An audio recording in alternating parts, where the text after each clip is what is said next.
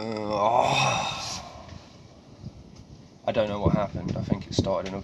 It's not worth the hassle. It's not worth the hassle. Anyway, yeah.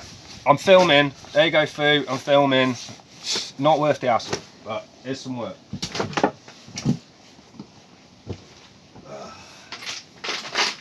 So, what I'm doing... let's see. No, of course I haven't got a flat blade. I haven't got a flat blade. I'm going to get this off with a chisel. Hate flat blade screws. I'm so glad they're extinct. Like just, every time you come across one, you're like, great, how am I going to get that out?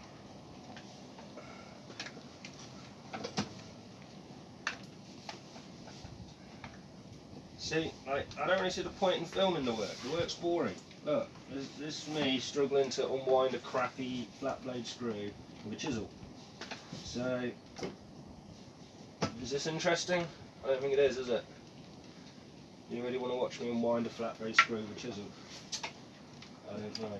I don't know how useful it is watching me working. But people have told me they want to see some live work. So let's do some live work.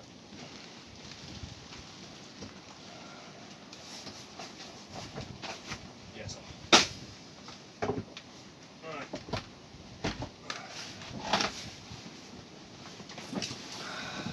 The window. Here it is.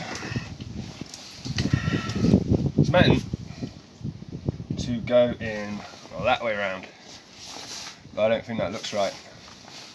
Prefer it that way around. So what I've got to do is, typical, these are flat blades as well, somehow I'm going to have to get them out. I don't have any flat blades. I don't have any flat blade screws. Like, these things are extinct. So, like I say, I don't really see the point in this. What am I going to do? Then go through and edit it and stuff? Like, I'm not a professional YouTuber, I'm a professional builder. I'm like an elder millennial with boomer level tech skills. In fact, most boomers have got better tech skills than me. Like, I don't give a fuck about phones and... I mean, literally, I can't go 10 days on Facebook without getting banned, like, so... yeah, this seems a bit strange to me, but, I don't know. I don't think I'm ever going to be a Scott Brown Carpentry. Now that guy's amazing. Like, I don't think there's a better chippy on YouTube. Love Scott Brown Carpentry. Like, I've been using that guy to hone my own skills because I'm very much timber frame dry liner. I build boxes. What do you want? A box? How big do you want the box? I'll make you a very square box very quickly. That's what I do. But like the second fix carpentry and things like that, I'm very much sort of having to self-teach. And yeah, Scott Brown Carpentry is pretty bloody helpful. So yeah, right. This is what I'm going to be doing. I've got to get these hinges out. So I'll be winding them out with a chisel some more. So.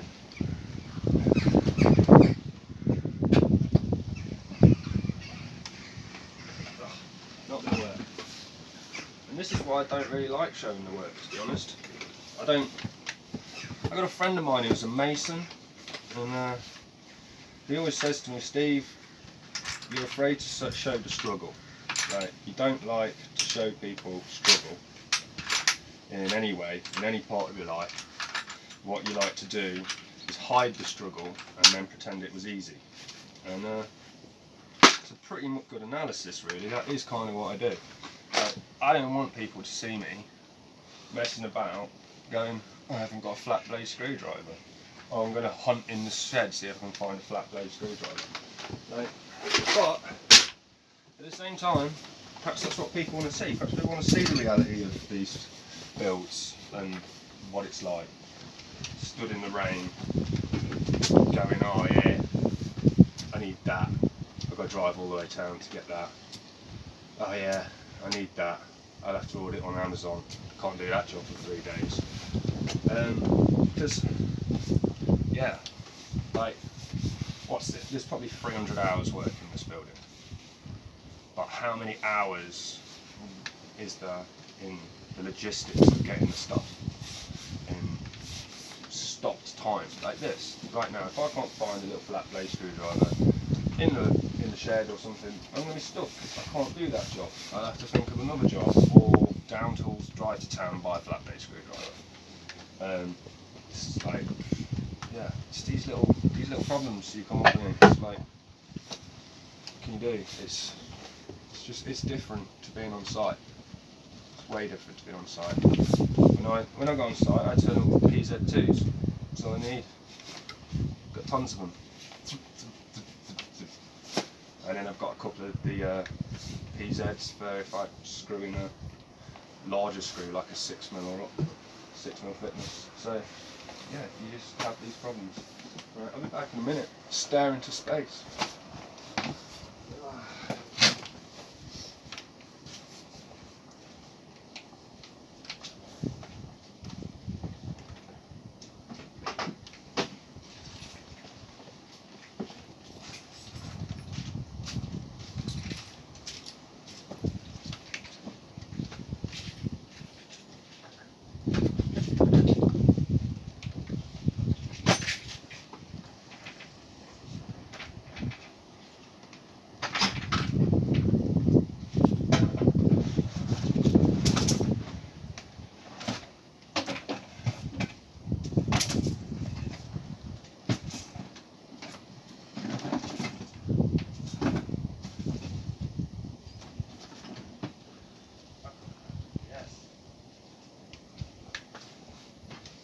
Yes! Deep in the bowels of the crap I don't use anymore. Here's a rusty old flat blade. Come on, come on. Don't know if it'll work. Let's go.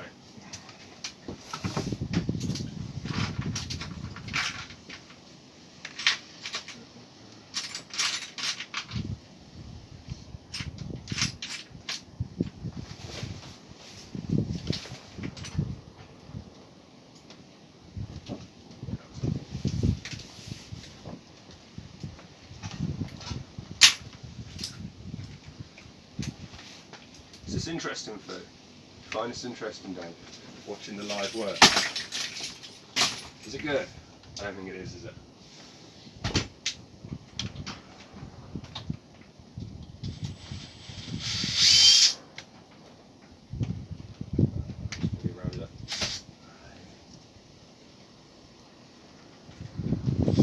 I mean, I'm tempted to be a savage and just leave them in and cut through it.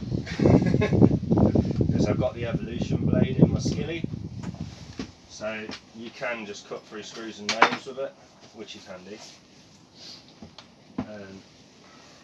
I wouldn't buy any other blade now than these evolution blades. I think they're stunning. They cut so fast and they cut pretty clean. I mean, it's not second fix clean really, but it's good enough for me, what I do. And it'll just cut through anything. If you've got a piece of copper pipe in your way or something, you just cut through it. And I'm doing a timber frame, not timber frame, metal frame, sorry, like the drywall. When I'm doing the metal framing, I no longer have to get my tin snips and cut studs individually, because I've got the evolution blade. I can just hold a whole pack of studs and run it through. This is not going to come out.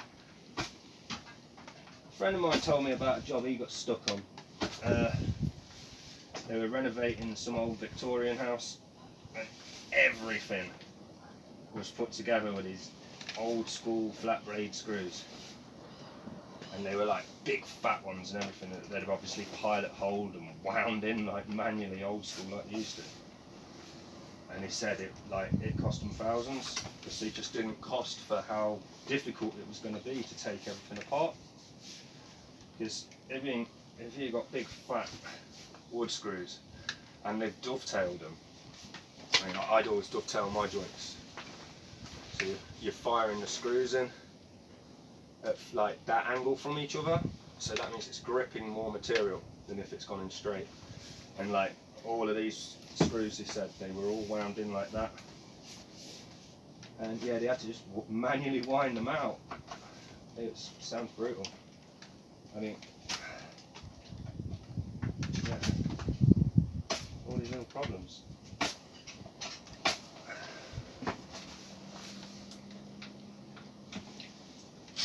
Oh, it's not gonna do it.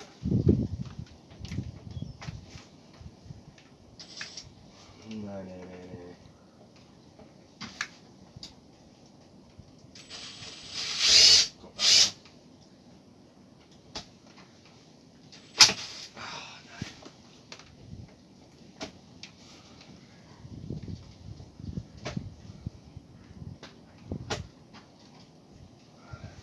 Bite. I can't. No. Right. I'm gonna get that out. Oh, these things.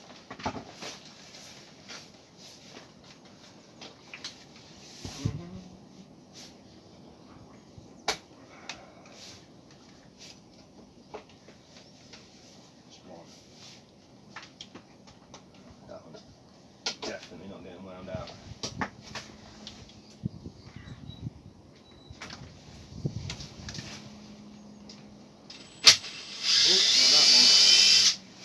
Lovely. 2, 3. Try not to break it. Come on, that's one. Oh, I swear it moved.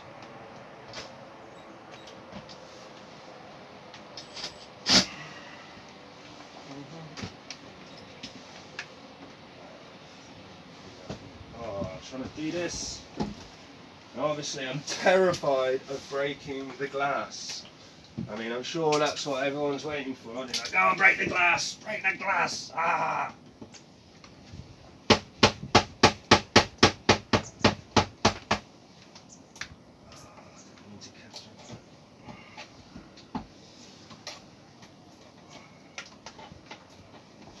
Come on. I'll just try and bash that one out.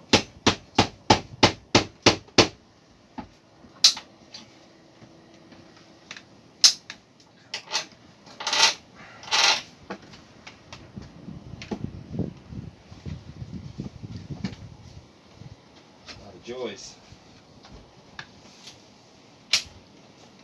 Yes, that screw, of course it did.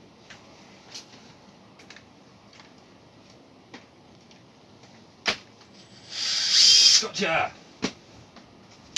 Sweet. Right. Now, I'm going to have to skilly off this chamfer. And that's why I've made a little jig kind of thing here to hold it nice and tight while I do it. So that's pretty simple. All I've got to do is run a skilly down there.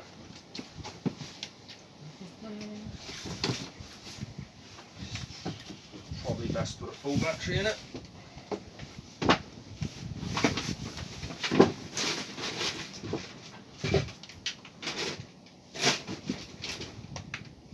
Full.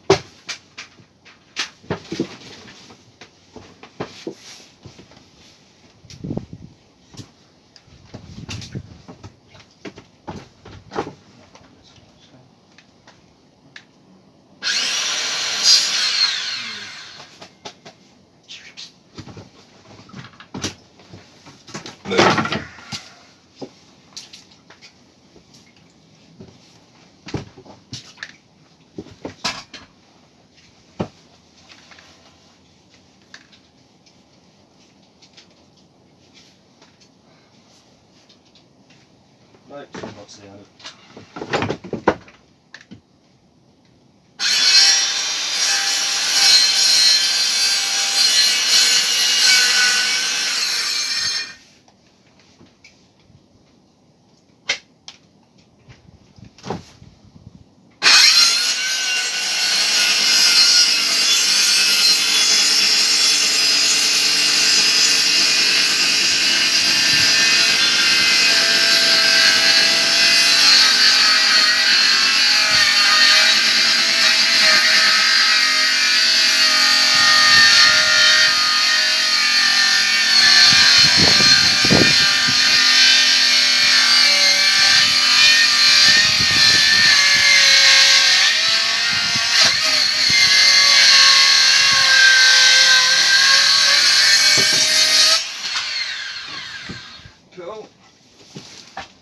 that done. That's that side.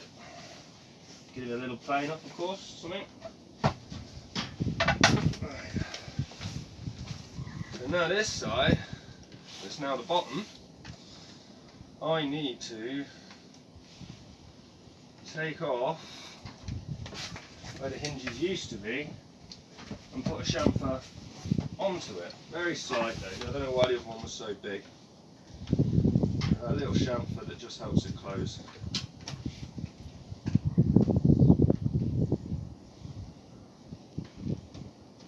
Yeah, maybe that. Right. Yeah, sweet. What's that? About 5 degrees? 7. Yeah, 7 degrees do. I'm going through that way to give a chamfer there. Off the line.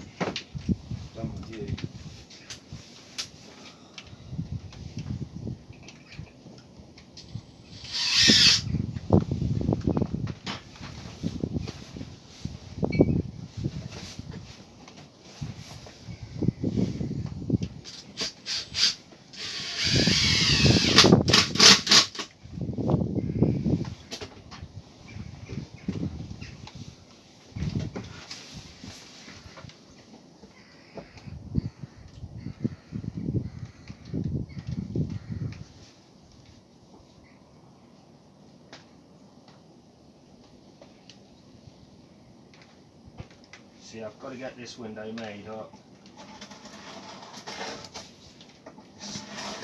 Come to the point I've got to do this now because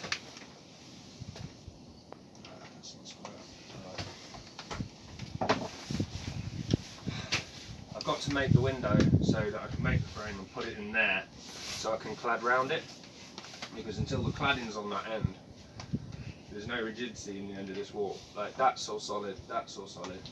This end, so there's nothing to, it can't go that way, but in this corner it can move, so I need to get that window in so I can clad it. Denzel the pencil, here he is. I suppose I should do the bench joinery thing, shouldn't I, and measure from the 100 instead of being a savage. 5'10".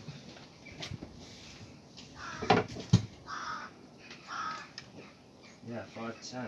Okay. So that is right. So that wants to be. And this end needs to let me go. 4'10", not 5'10".